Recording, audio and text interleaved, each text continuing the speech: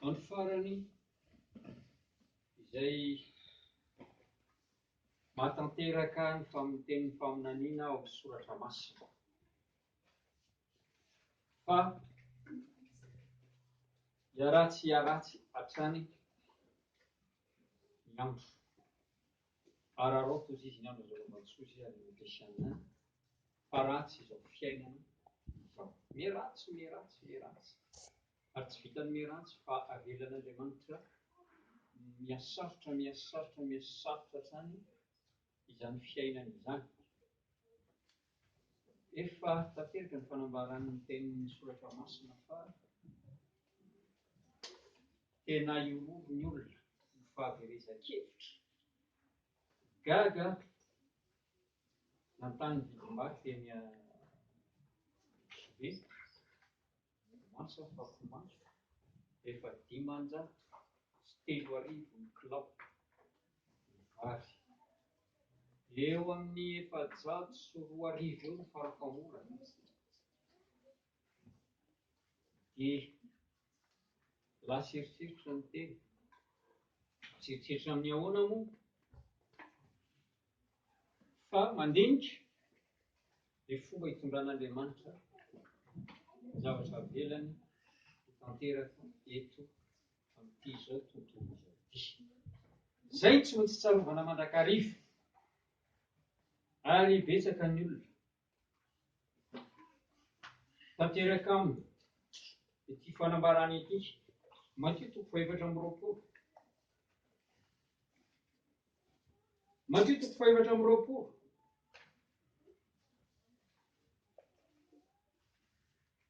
Ny andininy 10 ka hatramin'ny 740.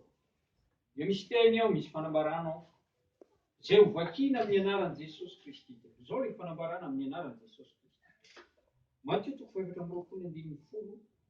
hatramin'ny 740. Vakitra izao amin'ny anaran'i Kristy.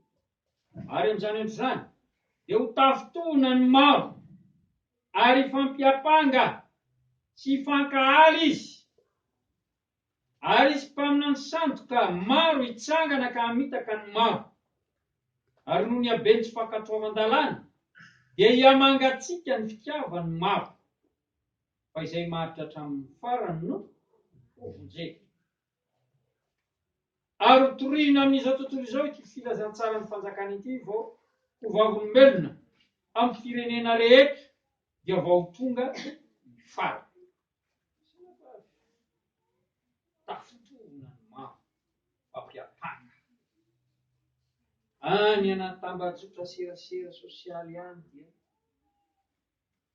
resaka fifampiandaniana ny zavatra bebe any. Vao misy zavatra kely avy ny orana, tondraka ny rano etsy, drifotra ny arabe, efa manome tsiny ny fitondram-panjakana. Hoe ny velesy ny mafy loatra angamba ilay rano ozy izy. Dia izay no mahatonga an'io. Izay no satria izany no teny filoham-pirenena. Velo rano. Dia drifotra ny tanàna. Fanomezan-tsiny, fanaovana tsinontsiny, fanambanian'olona, fanameloana, sy ny sisa. Izay mahatonga ny fanambarana eto. Tafitona ny maro, hifampiapana, hifankahaly izy. Zao akatoka fifidianana satria amin'ity taona 2022 ity iroso amin'ny fifidianana indray ny Malagasy. Eto amin'ity nosy Madagasikara ity. Izaho moa zany dia miteny amin'ny olona foana hoe ny olona ao amin'i Jesosy dia tsy mba mifidy fa mandatsa vato ho an'ny olona izay feno taona izany. Inona ilay hoe tsy mifidy fa mandatsa vato? Ilay tsy mifidy fa mandatsa vato dia izao tsy mifidy izy. Hoe ity ny lovidiko na ity. Fa mandatsa vato. Inona ilay vato alatsaka? Rehefa ao anaty izoloara ny olona ao amin'i Jesosy dia mametraka ny safidy amin'i Jesosy satria Jesosy no ametraka ny olona eo. any amin'ny Daniela toko faefatra no milaza izany. Fitariteny ihany aloha Daniela toko faefatra mba ahafantarantsika hoe inona ny tokony ataontsika. Dia isika zanak'Andriamanitra eo amin'ny andininy 7:10 dia misy fanambarana eo zao ny tenin'Andriamanitra amin'ny anaran'i Jesosy Kristy tompo manao. Daniela toko faefatra ny 4:10 amin'ny anaran'i Jesosy Kristy. Didiny mpiambina izany zavatra izany. Eny, avy amin'ny tendrin'ireo masina izany zavatra izany. Ahafantaran'ny velona fa ny avo indrindra no manapaka amin'ny fanjakan'ny olona ka ny manome izany ho an'izay tiany, ary olona ambany toetra no ampanapahany azy. Ireo zany olona ambany toetra, inona zany ambany toetra zany? Amin'ny teny frantsay dia hoe un homme vil. Dia ambany toetra ohatrany tsy dia mamaritra loatra ny tena heviny eto, fa olona tena farany ratsy zany, olona mpanompo sampy zany, olona tia tena izany. Zay ilay hoe olona ambany toetra, olona farany ratsy, zay ilay izy. Ary zay mahatonga ny tenin'Andriamanitra any amin'ny Tesalonianina any Timoteany hoe ny miaramila ny Kristy izy dia tsy mba manimby tena amin'ny raharano zao fiainana. Andriamanitra no mametraka an'ilay olona eo, ary olona tsy mivavaka hifanaraka amin'ny sitrapon'Andriamanitra no ataony io mpitondro. Zay mahatonga amin'ny teny foana hoe raha manaraka tsara ny zavatra misy, rehefa tsara fa ny olona izay lany firenena dia tsy maintsy mandalo maka-tsodrano any Vatikano foana vao mandray ny toerana. Satria any Vatikano ny lehibe miazona izao zavatra eto amin'izao tontolo izao io. Raha mamaky tsika ao amin'ny Jaona voalohany dia misy fanambarana amin'izany. Jaona voalohany 15 dia misy teny eo amin'ny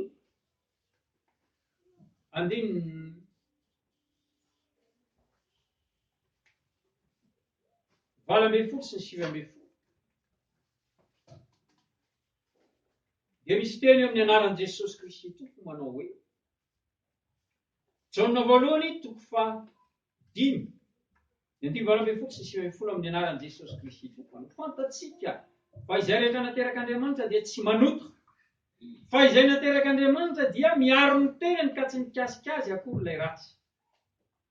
Fantatsika fa avy amin'Andriamanitra isika, ary izao tontolo izao kosa dia mipetraka eo amin'izy, eo amin'ilay ratsy avokoa.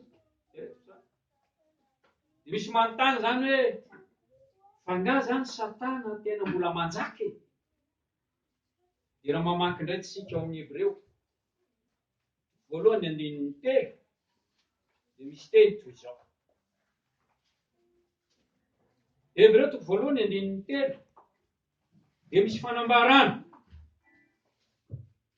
toy izao amin'ny anaran'i Jesosy Kristy tompo manao hoe Hebreo 1:3 amin'ny anaran'i Jesosy Kristy tompo. Izy koa Jesosy io izy io no famirapiratany voninahiny sy endriky ny tenany indrindra, ary mihazona ny zavatra rehetra amin'ny herin'ny teniny, ary rehefa nanao fanadiovana afaka ny vahotany izy dia nipetraka teo amin'ny tanana ankavanany lehibe any amin'ny avo.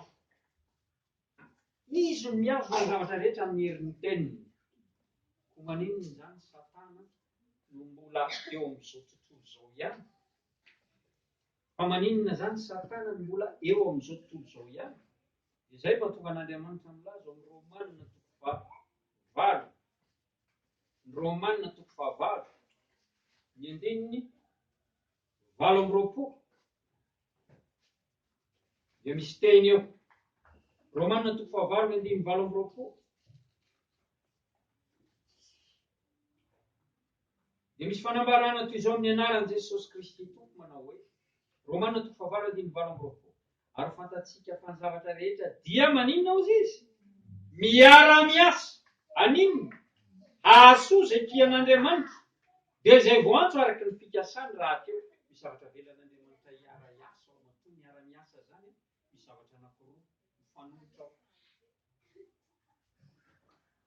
Dia ny zavatra avy amin'ny fanahy masina sy ny zavatra avy amin'ny fanahy ratsy dia Satana. Avy amin'ny Jesosy tsara, avy amin'ny Satana ny ratsy. Fa ny zavatra azo antoka dia voalaza ao amin'ny Matteo 7:20.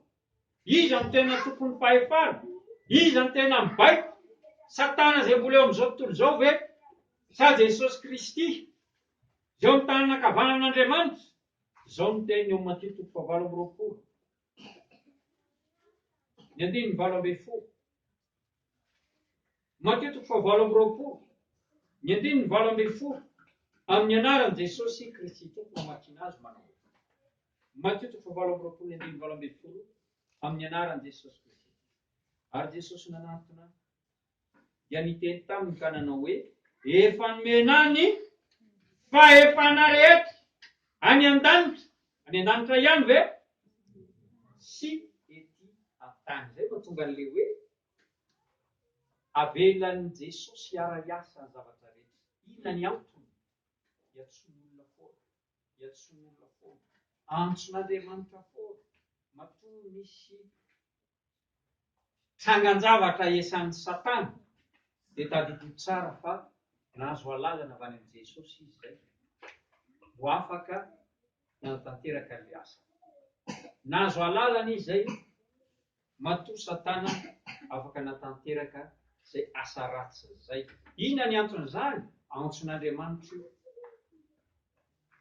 Miara-miasa asoa izay tian'Andriamanitra. Dia izay voantso araka ny fikasany raha teo. Izay no mahatonga an'io vitim-piainana io. Miakatra. Zany tetenteny. Izy hoe zary mbola hivavaka hoe mba hiakatra foana. Inona ny antony? Eo no ahitana ny olona izay tena manana an Jesosy. Eo no ahitana izay olona tena hoe manana an'izany Andriamanitra hivavahany izany. Fa io tsy fanambaran'ny molotra fotsiny. Hoe manana Andriamanitra hivavahana, manana an Jesosy sorona be sady mpanjaka. Mila hita eo fiainana andavanandro zany fanambarana izany. Tokony ho hita eo fiainana andavanandro izay fanambarana izay. Fa ny zavatra nataon'Andriamanitra ho antsika dia efa vita. Tenin Jesosy teo amin'ny hazo fijaliana. Be vita. Inona ny vita? Vakitsika aloha izay eo amin'ny Jaona 9:20. Ny 9. Telopolo. Jaona 9:20. Ny 9:30. Dia misy teny mivaky toy izao amin'ny anaran'i Jesosy Kristy. Jaona 9:20, ny 9:30 amin'ny anaran'i Jesosy manao. Ary rehefa nanandrana ny vinaingitra Jesosy dia nanao hoe vita. Dia nanosika ny lohan'izy ka nanolotra ny fanahy. Inona ny dikan'ity hoe vita ity? Tsy vita matavy araky ny fitenin'olona io akory. Izany hoe tsy faharesena. Fa fandresena miezindezina io. Ho an'izao tontolo izao, ho an'izay mino. Vita, raha kapoka ilay izy dia izao hoe vita ny famonjena. Vita ny famonjena. Be dia be zavatra fonosony izay ilay hoe famonjena izay. Raha tsy resaky tsika fa tsy hoe vita ny hevitra nampisaraka atsika tamin'Andriamanitra. Vita. Izany efa mipetraka ny vahaolana ho antsika tamin'ny hevitra nampisaraka atsika tamin'Andriamanitra. Dia ny iota sy ny fahotana. Iota sy ny eloka izany. Hevitra nampisaraka atsika tamin'Andriamanitra. Zay zava-dehibe. Ka inona ny zavatra fonosiny izany hoe famonjena izany? Inona ny zava-miafina ao anatin'izany hoe famonjena izany? Vita ny famonjena. Be dehibe ozy zavatra eo ambanin'izany hoe famonjena. Fa tsy resakintsika hoe vita hatreo ny aretina, vita ny ozony, tsisy ozony izany intsony. Vita ny fahasairana, vita ny tebotebo, vita ny fanaintainana, tsisy intsony. Tsisy afaka ilay ozony. Ny fahasoavana no mitatao.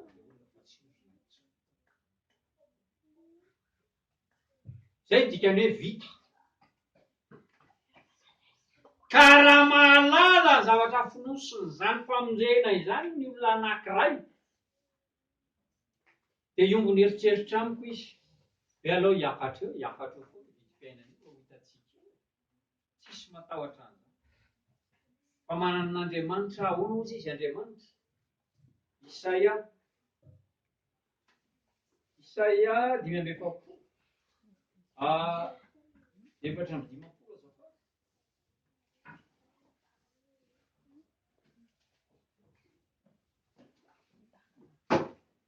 Isaia 5:4. 5:4 azafady. Zao ny teny eo amin'ny andininy. 1:12. Isaia 5:4, andininy 1:12. Zao ny tenin'Andriamanitra. Tenin'Andriamanitra tia no vakitsika amin'ny anaran'i Jesosy Kristy. Zao no lazainy Iavé, ny iray masin'i Israely, dia namorona azy. Tsara any namorona azy. Ny amin'ny zavatra ho avy no anontany ho ahy. Ary ny zanako sy ny asan'ny tanako dia ahoana ozy izy? Ain'ny kristianina tsy enjery zany. Fa fanontaniana mila valiny hoe iainana velona. Iainana velona. Efa vita ange ny famonjena. Petraka amin'ny fanontaniana zany, inona ny tsy mahatanteraka an'izany tenin'Andriamanitra zany? Amin'ny tena. Ka matezitra rehefa miteny pasitera hoe aleo hiakatra eo ihany hividim-bary io, aleo hiakatra ihany hividim-piainana io. Tokony hiteny izy hoe maro. Io Eli zany. Eli io izy dia olona tahaka atsika ihany.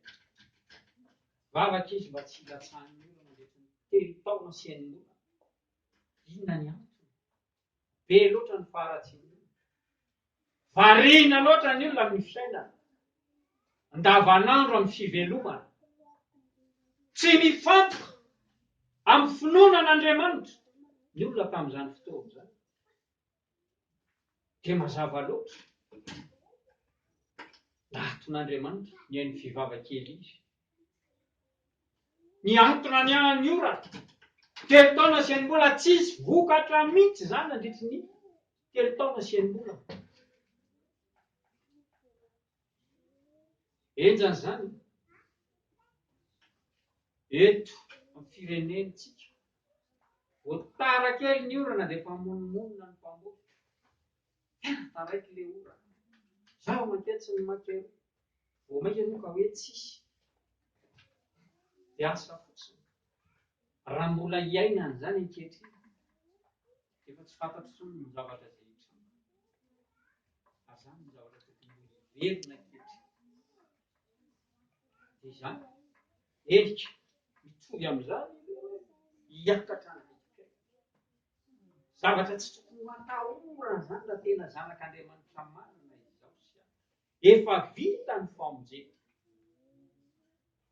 Ndao tsika hisalalina amin'izay lehibe efa vita ny famonjena. Inona ny zavatra fonosin'ilay famonjena? Haitsika tsy enjery izany hoe filazantsara zany. Saingy ny olona atsika, liverenantsika kely ny Korinthiana 5:12. Ny andininy 1 sy ny 2. Zao ilay tenin'Andriamanitra amin'ny anaran'i Jesosy Kristy. Raha mbola ity atoko-pivavahana ivavahantsika ity, dia mbola samy laza hoe tsy mbola misy atoko-pivavahana. Henoko nanambara ny zavatra iorenany ity antoko-pivavahana ity. Raha amin'izany mbola resaka hoe filazantsara izany, tsy mbola naheno, tsy mbola nandre. Saingy izao io filazantsara io, dia zao nanambaran'ny apôstôly Paoly azy amin'ny Korintiana voalohany toko 10:10 sy 12 amin'ny anaran'i Jesosy Kristy tomponareo. Ary ampahafantariko anareo rahalahy filazantsara izay notoriko taminareo sy noraisinareo sady orenanareo, izay amonjenanareo koa ratananareo tsara araka ny teny izay notoriko taminareo, raha tsy nino foana ianareo. Be no mino foana. Inona le mino foana? Nandre fa tsy nandray. Na nandray fa tsy niorina. Na niorina fa tsy nitazona tsara. Rehefa mbola misy zavatra be dia be ao, arak'izay zavatra notany saina izay. Nandre fa tsy nandray. Nandray fa tsy niorina. Niorina fa tsy nitazona tsara.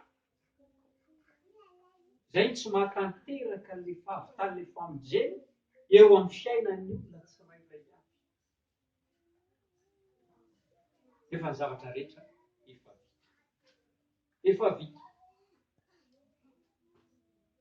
Zava-dehibe ilay zavatra nataon'Andriamanitra dia nampiraisana antsika tamin'ny iray. Raha nanamboatra ny Adama izy dia izy andeha isika hamorona olona tahaka ny endritsika, tahaka ny tarehintsika. Dia ny fironiny izy tsy mba niteny hoe misy olona tahaka ny endritsika sy ny tarehintsika.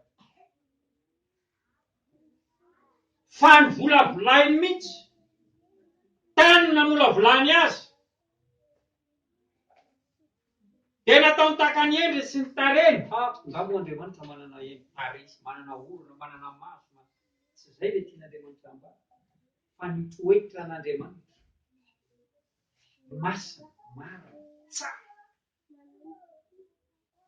Itoerany fahalalana rehetra, ny fahendrena rehetra, izany ilay hoe tahaka ny endritsika, tahaka ny tarehintsika. Dia tamin'ny alalan'ny fanahy nanamboarany any Adama. Tsara tarehy izany Adama. Fofony fofonaina dia natsoina hoe olombelona. Nanana ny fisainan'Andriamanitra, ny fijerin'Andriamanitra, ny fiainan'Andriamanitra, ny fiaina dia fiaina piray fomba amin'Andriamanitra mihitsy. Tao aminy ny fanan'Andriamanitra. Rehefa ninana ny voankazo nefa eny, eo foana ilay fahadsoan-kevitry ny hoe inona marina ny zavatra nitranga tamin'ny fotoan'andro ninanany Eva ny voan'ny hazo teo afovoan'ny saka. Misy ny olona tsy mieritreritra mihitsy hoe teo konga Andriamanitra e.